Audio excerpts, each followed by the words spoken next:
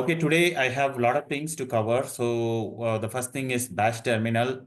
Some of the things maybe is familiar to you. I'll just run through in case if you would like to stop and slow down, so then you may have to ask so that I'll slow it down. If you don't ask, then I would assume that you guys are familiar in that. So I would move fast. So that's how, is that okay? Is that fine? Yeah, should be fine. Should be fine. Yeah, should be fine. Yeah. So I'll start with Bash terminal. Then I would like to go ahead with some few basics like what is root user and regular user and file system or structure, organization, and some system navigation commands like file create, directory create, and file search. There's commands for searching the file, searching a pattern search, file search, all of that, and system process management, and then finally text processing command, which is nothing but awk, in case if you heard about that. And with that, we'll close. Big list of commands today I would like to focus. Maybe if you would like to get a little more detail in any of these topics, stop me in between and ask me questions. I'll be able to slow it down. Okay, otherwise I will go on. Okay, just a point on that one. So whatever the commands or a list of commands that you will be running, so you have we understand you have a kind of notes or saved somewhere. So the same slide. So if you don't mind, you can share that commands with us. Summary of commands. Yeah, the same slide I will be sharing it with you. Same slide. Okay. That will show the commands. Correct. Let's say, for example, make a directory, yes. move Correct. folders and all. Thank you. Yes, definitely it shows. Okay, so we'll move ahead. Okay, what is Bash terminal? Bash terminal is a program that provides an interface for the user to access the Linux kernel securely. So Linux kernel needs to be accessed very securely. So there's a way or a method to access the Linux kernel, and that's what is the shell program. Shell is a program. It has got a built-in interpreter. Interpreter is something that translates from one language to another language. So computer understand binary, and we feed inputs in English like languages. So we need an interpreter in between to help us translate the language that is given from the user to the binary. And there is a built-in interpreter present inside this shell, which does the job for us. And it helps us to run some services. We can run some scripts, we can do some routine tasks. So many advantages that we have in the shell. There are so many kinds of shells as well. So Bourne shell, generally referred as the SH, C shell, CSH, Corn shell, KSH, TCSH, Turbo shell, and Bourne again shell, that's generally called as Bash. So these are the shells. So Bash is predominantly being used, and our training is going to be based on Bash. Okay, so the picture shows the same thing, whatever I mentioned. User is trying to give some inputs through the shell to the kernel by means of some commands and scripts. Kernel would be able to retrieve do the instruction given by the commands or the script and process it in case if it requires to be done along with the hardware. So it will do so, and then provides the result back to the user through the shell. So that's about the shell introduction. And we will start with some basics which we may need to know before operating the Linux system. So basically, there are two kinds of users. So one is the system user, and that's a regular user. So but just one question, Alex, sorry to stop you. Before you proceed to next slide, just going back to the Bash, you say there are different types of shells, Bourne shell, C shell, and so on. So is there any specific requirement for this one, or that, okay, now for this purpose, we will use Corn shell. For this purpose, we will use Turbo shell. Is there any specific segregation between the shells as far as the usage is concerned? As far as I know, the answer is no. So there is no specific thing, unless otherwise if there is a traditional, conventional thing. Previously, they have been using Bourne shell. Some scripts might be written on Bourne shell, which is a little older. So how we identify the difference between the shells? Correct. So that's a good question. So the difference between the shell, if you see at the start of this shell script, you would see a line called shebang line. So I'll talk about that a little later, but there will be a if you open a shell script, so you can see there will be a line called shebang line. Shebang line will tell what kind of shell is being used. So how to differentiate between Bourne shell, bash shell, and things like that. So the differentiation comes the way we invoke the shell command. So another way is actually these shell binaries are located in /bin directory. I'm not sure am I jumping here and there, but I'll just give you in case, since it is a little deeper thing, so I may have to give this kind of information. But so there is a way to differentiate these shells. These shells binaries are located in /bin directory. So we may have to give this location /bin sh in case of Bourne shell, /bin/bash in case of bash shell, and /bin/csh in case of C shell, and so on. So the purpose of having this many shells are basically is because some of the scripts earlier would have written in some of them are written in Bourne shell, some are written in C shell, some are written in T shell. That's quite very old. All of them are now migrated to bash, to my knowledge. So in case if there is a very old system that we are dealing with, then probably we might have to look for this /bin/sh /bin/sh. That will refers to Bourne shell, which I had seen in some of the scripts. So all other things by default it's bash. So by default the system works with bash. So you can keep it like that, unless or otherwise you specify that I want to have a Bourne shell or a K shell or C shell. You may have to say /bin/bash or /bin/sh or ksh, which would take you to the specific shell. But otherwise, clear. bash is the default one. Yeah. Okay, clear. So is it related to operating system? We selected like CentOS, Ubuntu, and so on. No, or no. like bash. If you Answer say is no. bin bash, okay, Yeah, bin clear. bash. And the second Bin thing bash. is Yeah. okay, and the second Bin thing is bash let's say bin bash. Yeah, bin bash is the are there default any one for all like operating system. Okay, clear.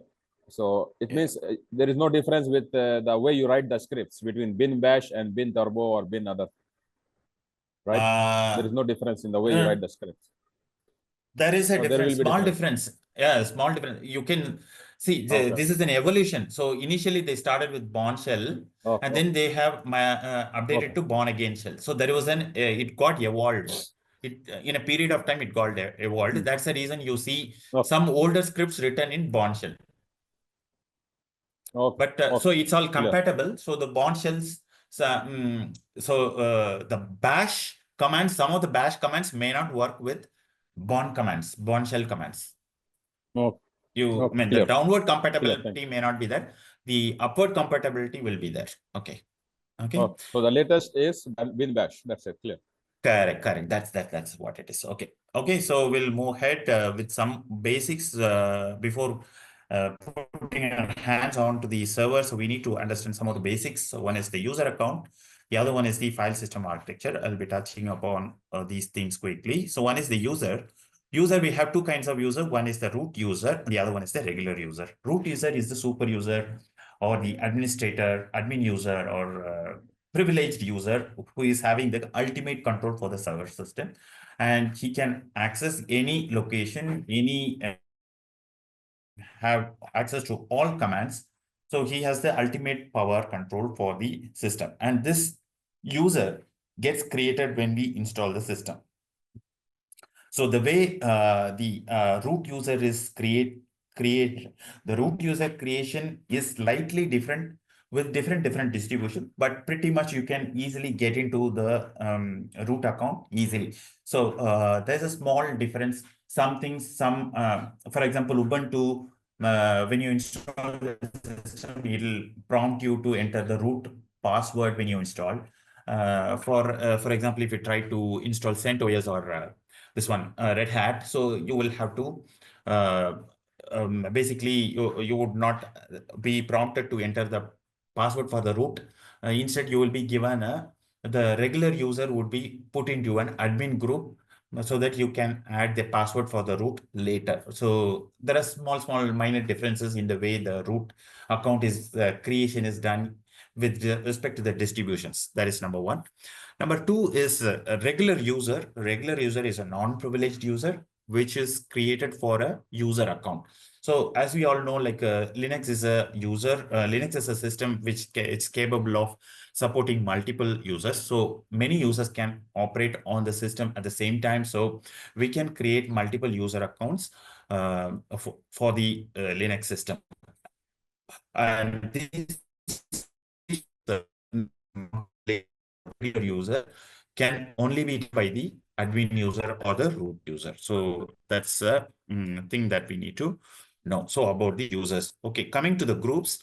Groups are nothing but it's a combination or a group of users form a group. Group of users form a group, and the group actually, why do we have to have a group? Basically, Linux is architected in a way like no user can exist without being part of a group. So whenever you create a user, the Linux will create a group automatically, which is called the primary group.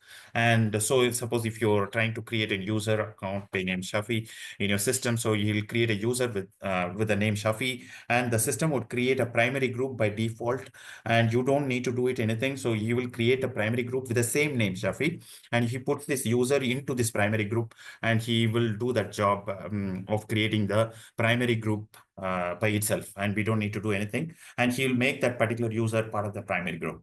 And there's another thing called secondary group which can be created, and there's an additional group which we can create by the which can be created by the root user, and we can assign whoever we want, all of these users, whichever users that we want to put them into different groups, we can do that. For example, if we have finance department, we have development department, we have a testing department, we have so many departments, and we want to assign people into different groups, and we can create a group and we can assign all peoples into different groups and give the required access. The concept behind having the group is basically we can assign the access permissions to the group so that the whole of the members that are present in the group can get the access directly. For example, I'll quickly give one example. So for example, if you have an SSH service, if you have a SSH service in your server, and you can create a group called SSH users. Okay, so this is an example, quick example I'm giving, SSH users, and you can assign the people who you would like to assign the SSH services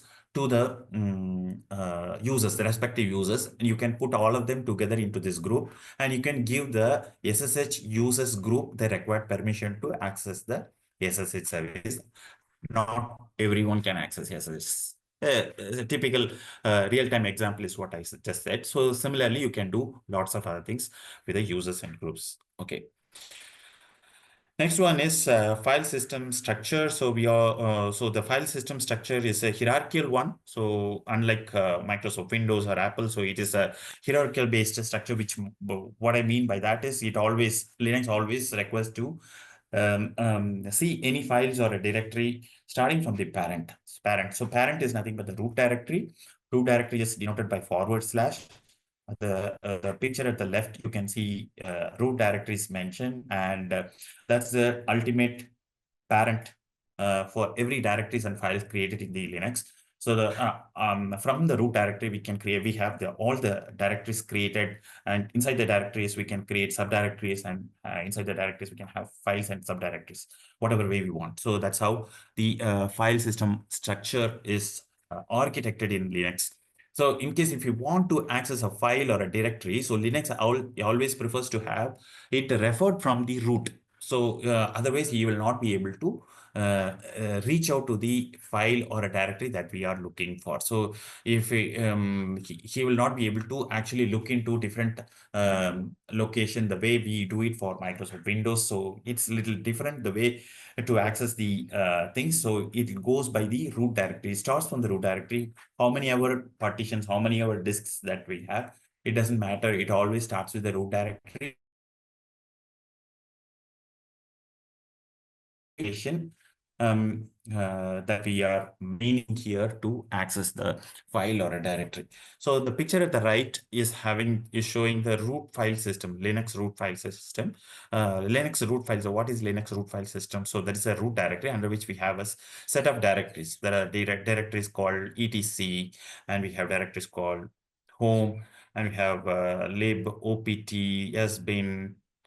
So different directories, all of these are system directories, and except the one which is the home directory. Home directory is the home directory which is having the specific directories for each of the user accounts. How many other user accounts that we have?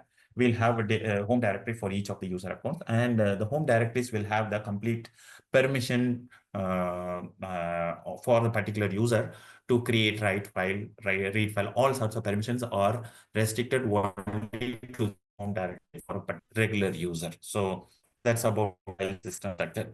Notes on this, I made it little quick to cover. Is there any doubts you can ask? Otherwise, I'll Just move on. one thing for me, Alex. If you go back to the user and group slide, please. Yeah. So for the the concept is clear, but just to understand a step further, we are talking about primary group and secondary group, right? So let's take an example of secondary group. When we create a group, let's say a group admin, for example. So we should have an option to define the privileges and permissions for this group.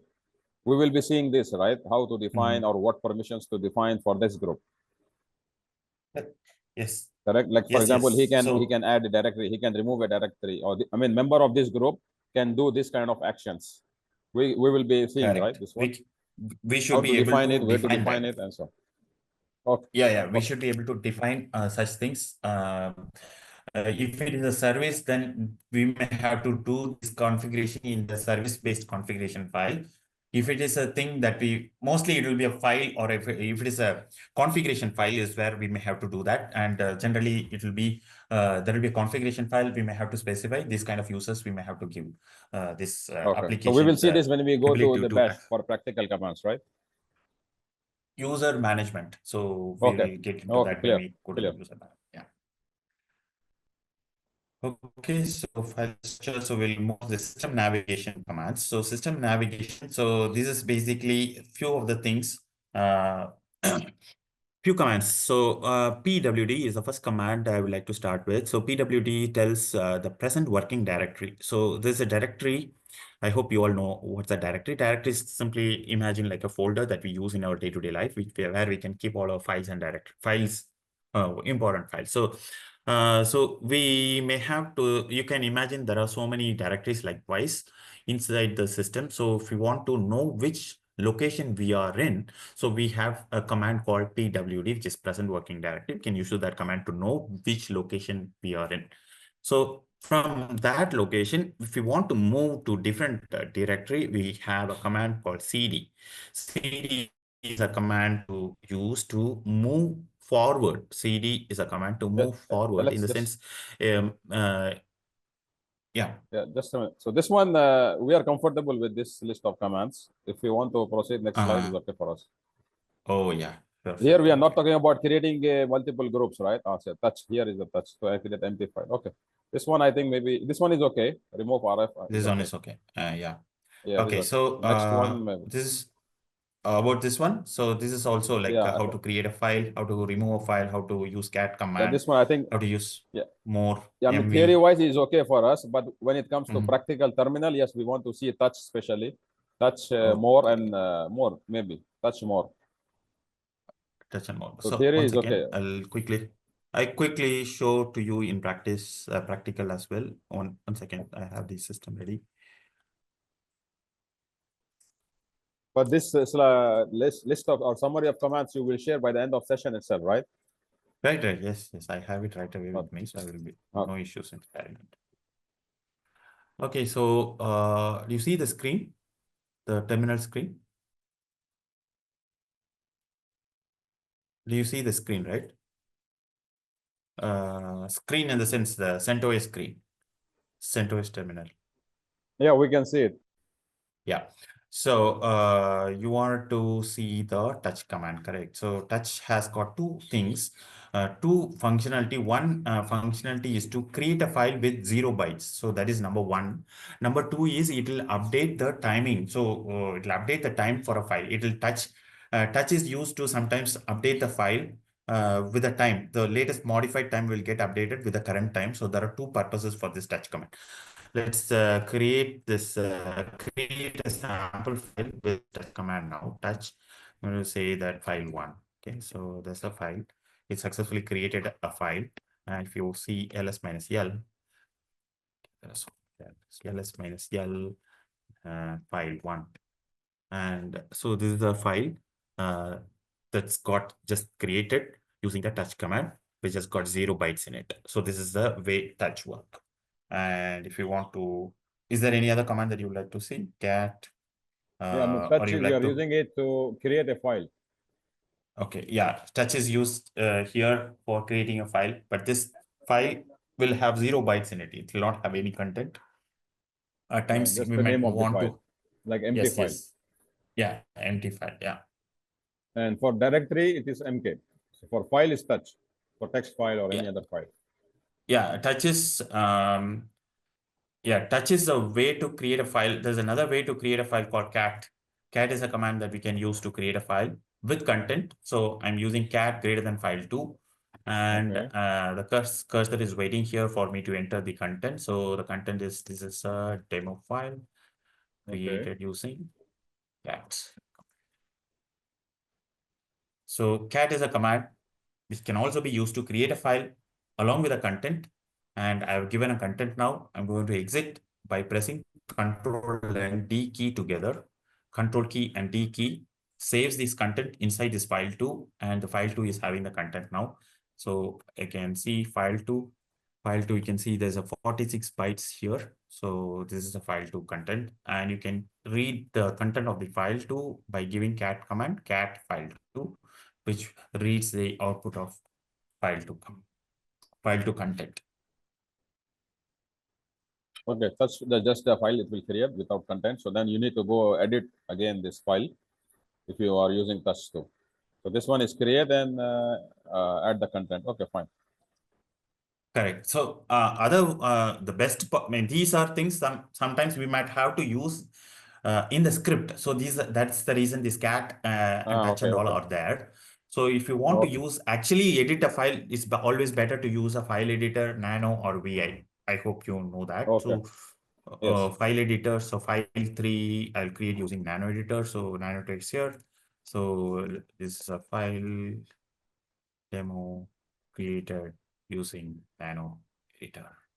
Okay, create an empty file. Okay. Yeah, this clear File 3. this one.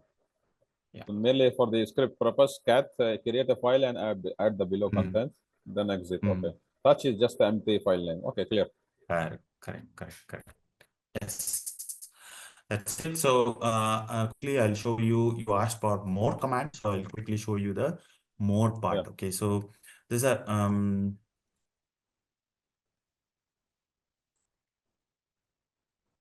Your voice is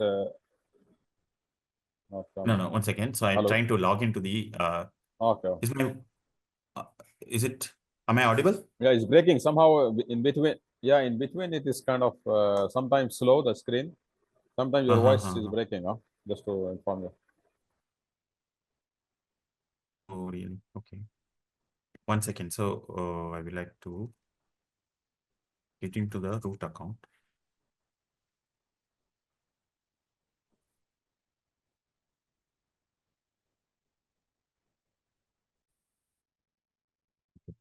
So if you see this root account, there's a file called there's a log message file. So I would like to show, which is a little big. Okay, so I'll open this file, which is present in cat var log messages.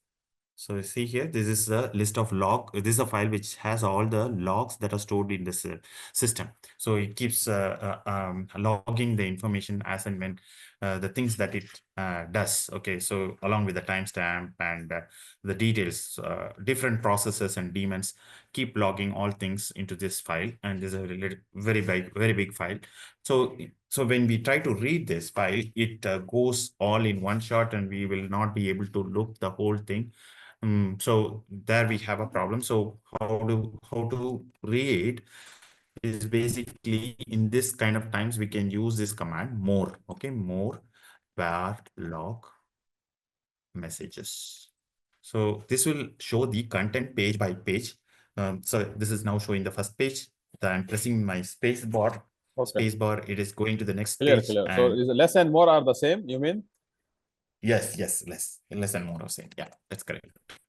Clear. So I thought it's different the one. So okay, less we are aware about the less. So it's the same as more. Okay, clear. Thank you. Yeah, sure. Okay, so we'll move ahead. Is there any other command that you would like to see or know? From this list, I think we are good. There's another command called head. You know, head command. The top lines, you mean? We need to mention the number of lines. Top 10 lines. Yeah, if you want, by default, it gives the first 10 lines. If you want to give only the first 2 lines, then you can mention -2. So it will give the first 2 lines. Okay, if we don't mention the number, by default it's 10. 10. By default, 10. Okay, and same way it is tail, last 10 lines. Okay, clear. Same way if you want to give -2, it gives the last 2 lines. You can give any number. By default, it gives the 10. You can also give 15, 20 also, but you may have to specify. By default, it gives 10. Clear. Okay. Yeah. So move, copy, you all know, that, right? Yeah. Move is a command to rename a file. Copy is a command. CP is a command to copy one file to another. Yes. Yeah. So we'll move on to the next command, which is called grep. Grep is used for pattern searching within a file. So how about this one, this command? We are aware, but I think you can go through this one. We are aware of this one, but please better go through this one if you can. Grep -r pattern. Yeah. Grep is a command which, grep is a command which can be used to search a particular pattern inside a file, inside one single file or a set of files or within a directory or within a location. So all can be done using grep. So if we have a directory and which has got subdirectories and files, and we have a pattern to search inside that, so we can use the grep. How to use that? So there's a syntax which is given here: grep options pattern, and we can give the list of files. So grep and give the options we have, or given listed down at the right hand side. We have -c, which will list down the number of it gives the count of the lines that matches the pattern. So suppose if you want to search for Linux in this in a given file, it will give the number of count. So h is actually display the matched lines, but do not display the file names. I for ignoring the case, L for displaying list of file names only, and N for display the matched lines and their line numbers, and V prints out all the lines that do not match, that do not match. It's a complement of the selected pattern. And E is actually checks the expressions things, and F takes pattern from file 1 per line, and E and so on, like W for match whole word, O, and A and B, A, B, C at the bottom that you see here. A will print the number of lines that are number of lines that is after the matched line. So if suppose if you're want to print 2 lines after a matched pattern, for example, if you have a pattern called say Qatar, okay, Qatar in a log file, which is not a regular scenario, but I'm just giving. There's a pattern called Qatar in a big log file, and we want to print just 2 lines after that pattern. You can use the capital A. You can remember it's after. And B, similarly, if you want to print 2 lines before the matched pattern, you can use -B. So that will give the 2 lines before the matched pattern. C can be used print searched line and N lines after before the result. Okay, so likewise, maybe I'll quickly show to you some of the things in my terminal with the same log messages.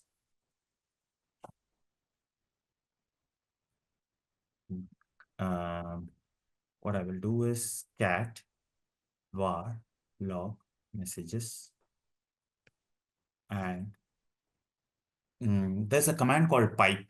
So I'm using a pipe symbol here.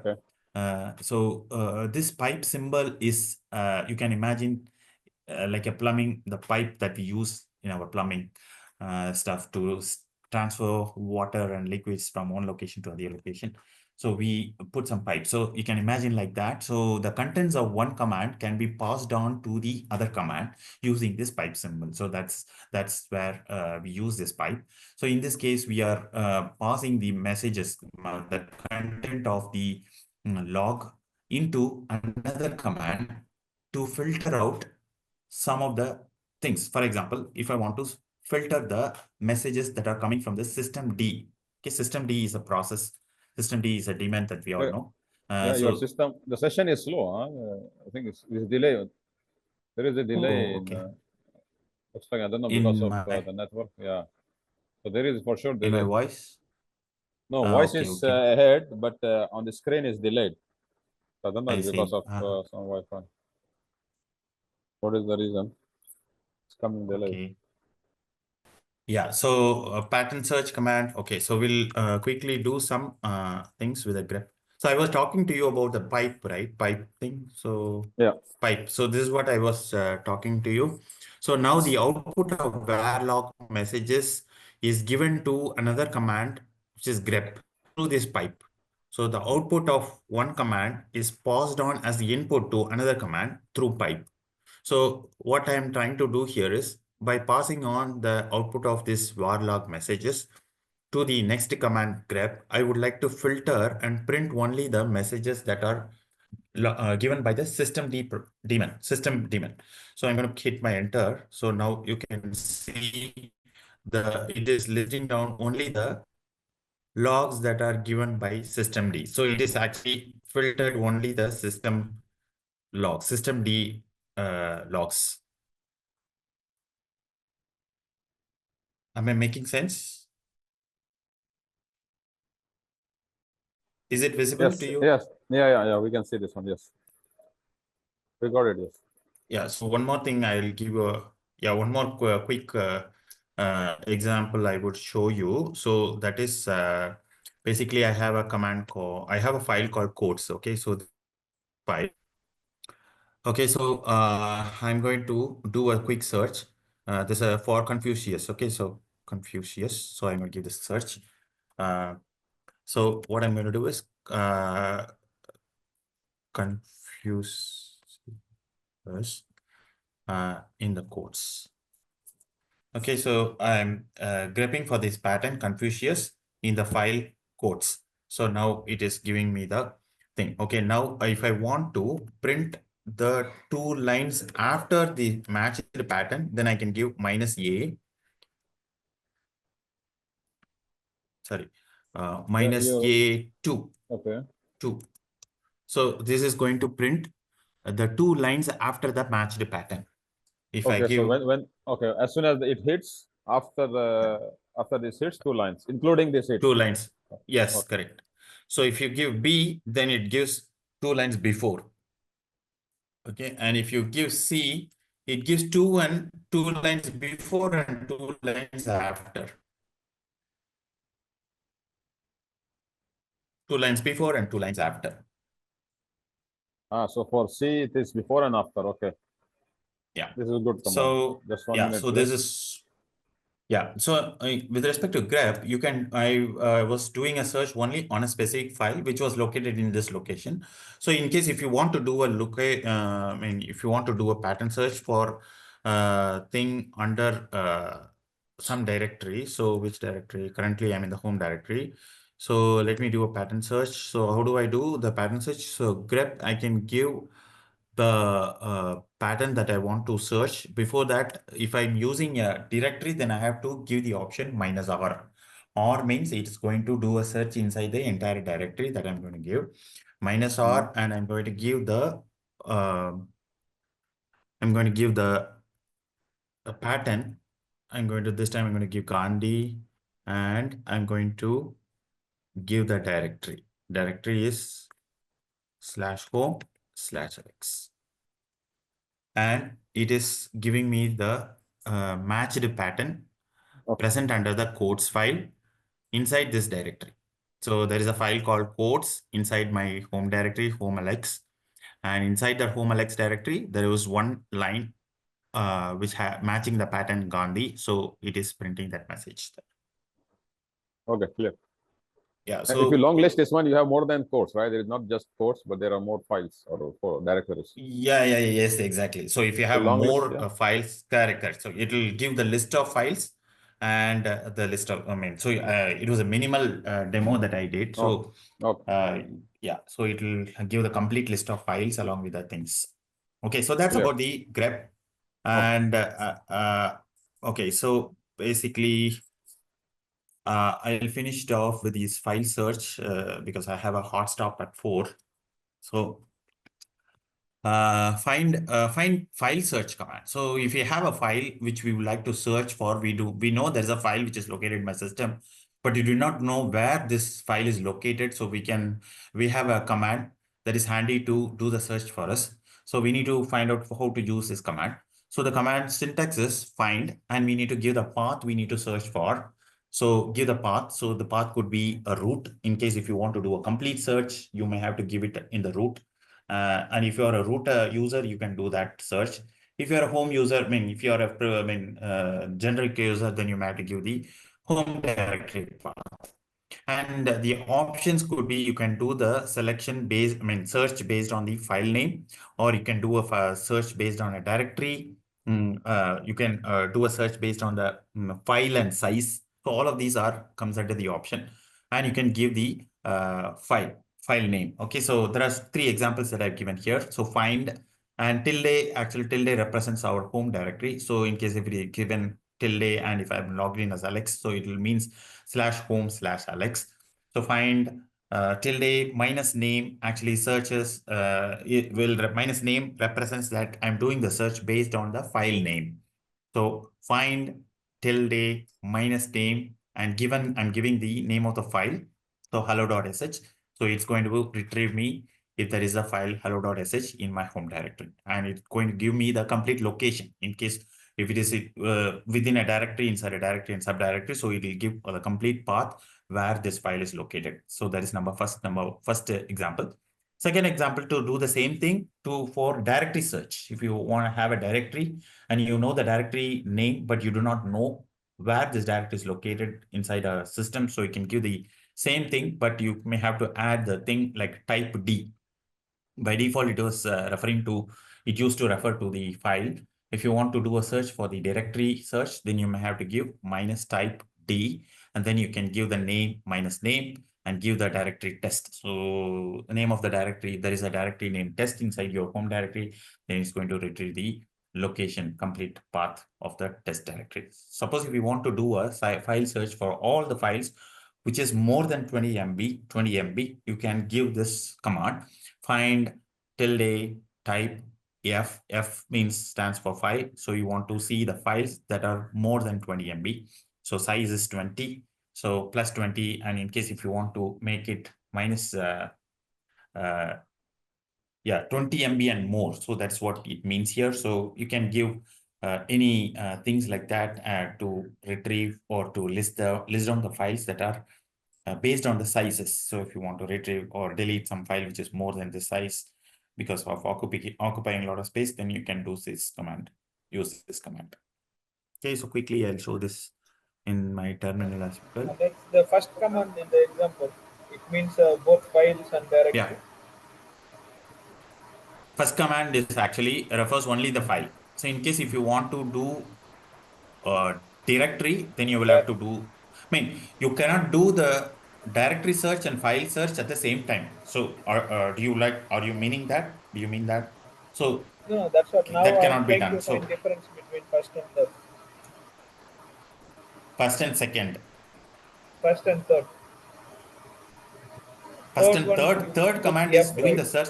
Third command is doing the search based on this file size of the file. There is no name here. It's not doing the search based on the name. It's doing the search based on the file size.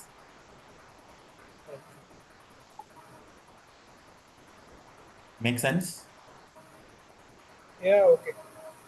Yeah. Because I So, thought F means file and D means directory.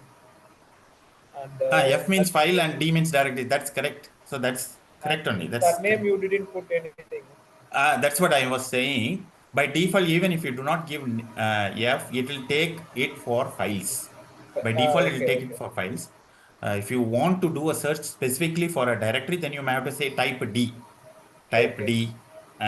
and things like that. So that's the reason. That's how it works. Yeah, clear, clear. Yeah, so maybe I'll quickly show some examples for the search, file search. So same thing. Okay, I did it like this. I gave a command called find, do the search on the entire root, entire system, and I would like to look for a file named quotes. This file is located in my home directory, so I gave this command. So it is giving me as output as find, home/alex/quotes. No, it's slow, so we cannot see the session. We are still at the permission denied. You know, the previous command I think you ran. We are still seeing that only. There are two lines from at the home Alex course. Yeah, okay, okay. /Alex. Yeah. So why you get the permission denied? Actually, I need to check that. Yeah, you are Shafi, road, so right? You are road, yeah. Okay, no problem. Yeah, No problem. I'm in the Yeah, you're root road. only. I'm in the root, but still, I don't know why No it's problem. giving No permission. problem. Yeah, No worries. No worries. We got the yeah, sure. concept. Okay. Yeah. So that's about the file search.